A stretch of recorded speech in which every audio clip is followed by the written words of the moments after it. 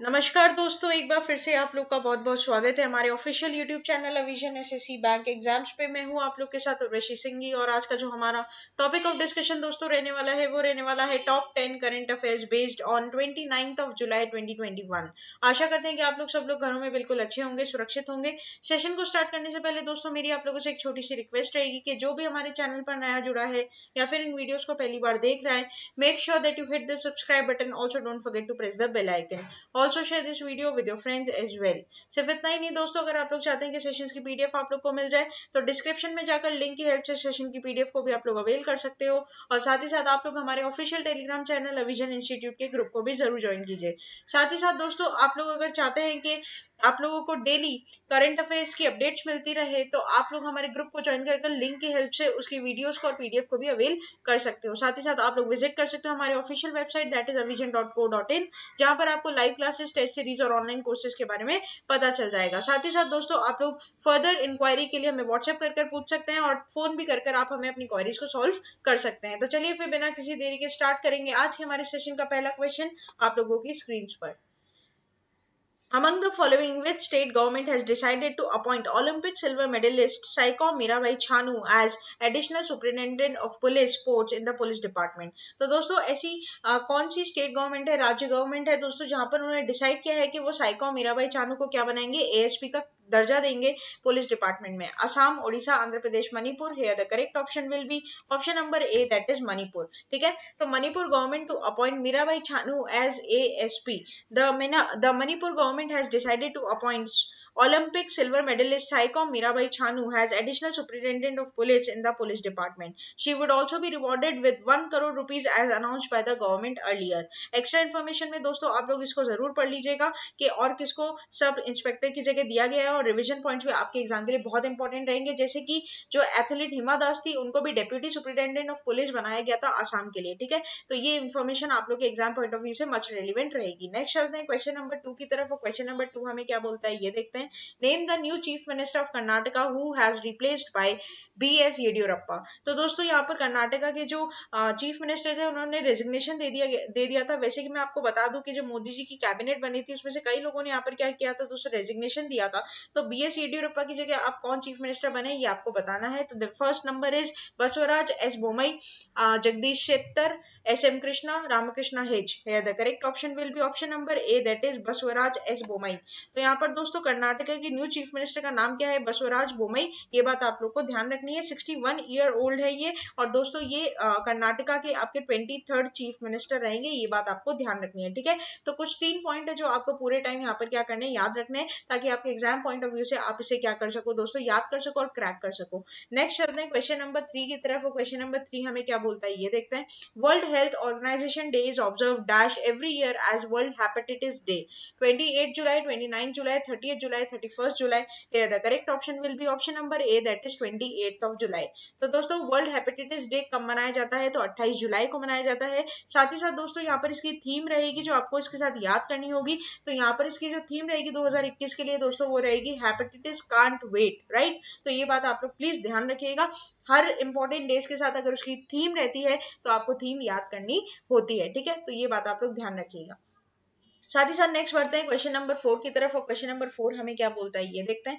The greater Sohra water supply scheme has recently been inaugurated by home minister Amit Shah in which state. तो दोस्तों यहाँ पर आपका greater Sohra water supply scheme जो है, जो कि इनॉग्रेट किया गया किसके द्वारा, हमारे होम मिनिस्टर अमित शाह जी के द्वारा। कौन सी स्टेट में किया गया ये बात आपको यहाँ पर बतानी है। तो Sikkim, Manipur, Assam, Meghalaya. The correct option will be option number D, that is Meghalaya. ठीक है, तो यहाँ पर जो करेक्ट ऑप्शन हो जाएगा वो हो जाएगा मेघालय। तो अमित शाह ने इनॉग्रेट किया है greater Sohra water supply scheme, जो कि कहाँ पर है दोस्तों, आप लोग कहाँ पर किया गया है इन्होंने, तो ये किया गया आपका मेघालय में। ठीक है, अब मेघालय में ईस्ट खासी हिल में बेसिकली इसको क्या किया गया है दोस्तों, इनॉग्रेट किया है। ज्यादा अगर डीप में आपसे क्वेश्चन पूछेगा तो जगह वगैरह थोड़ा पूछ सकता है, बट अगर यहाँ पर आपके करंट अफेयर्स बैंकिंग रिलेटेड कुछ बनेंगे तो स्ट्रेट फॉरवर्ड क्वेश्चन ही बनते हैं। ठीक है, ये बात आप लोग ध्यान रखिएगा। अच्छा, उसके बाद दोस्तों यहाँ पर कितना टोटल फंड इसमें एलोकेट किया गया था, 24.08 करोड़ रुपए सैंक्शन हुए हैं इसके डोनर मिनिस्ट्री के द्वारा। ठीक है, ये भी ध्यान रखना।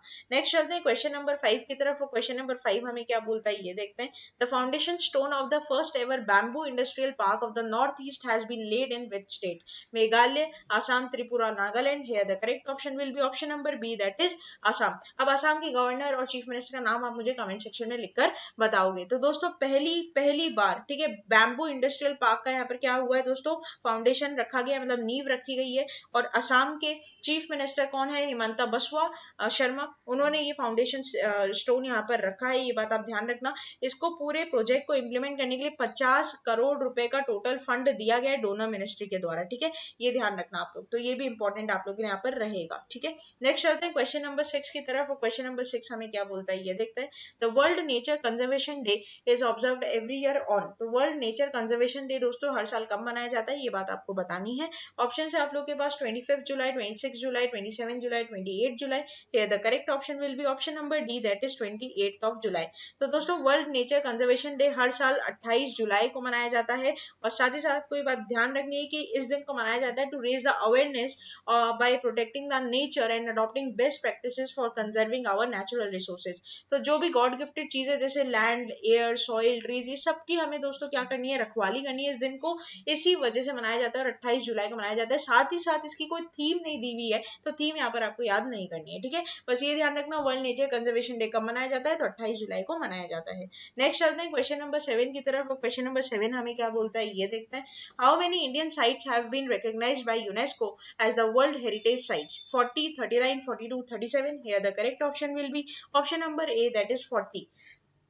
तो दोस्तों Dholavira inscribed one on UNESCO world heritage site, ठीक है। तो यहाँ पर दोस्तों ढोलावीरा को क्या कर दिया गया है, यूनेस्को वर्ल्ड हेरिटेज की लिस्ट में दोस्तों क्या कर दिया गया है, एड ऑन कर दिया गया है, ठीक है। ये बेसिकली है कहाँ, तो आपका ये आपका गुजरात में है दोस्तों। आप फोटो देख सकते हो उसकी, जैसे रानी का वान है, ठीक है। उसके बाद आप लोग का हिस्टोरिक सिटी है अहमदाबाद की पतन, ठीक है। अच्छा, चंपानेर है, और उसके साथ अब ढोलावीरा भी मतलब यहाँ पे ऐड हो गया। तो 3 हो गए गुजरात से अब, ठीक है, चंपानेर, रानी का वान और आपका ढोलावीरा। अब दोस्तों रानी का वान एक मोटिव भी है किसी करेंसी नोट का, तो आपको मेरे को कमेंट सेक्शन में लिखकर बताना है कि रानी का वान जो है वो कौन से करेंसी नोट का मोटिव है, ठीक है। ये बात आप लोग को बतानी है। नेक्स्ट चलते हैं क्वेश्चन नंबर 8 की तरफ। और क्वेश्चन नंबर 8 हमें क्या बोलता है ये देखते हैं। Which state government recently took an initiative to provide free interest loan to womens to buy vehicles under the Aajeevika Grameen express योजना?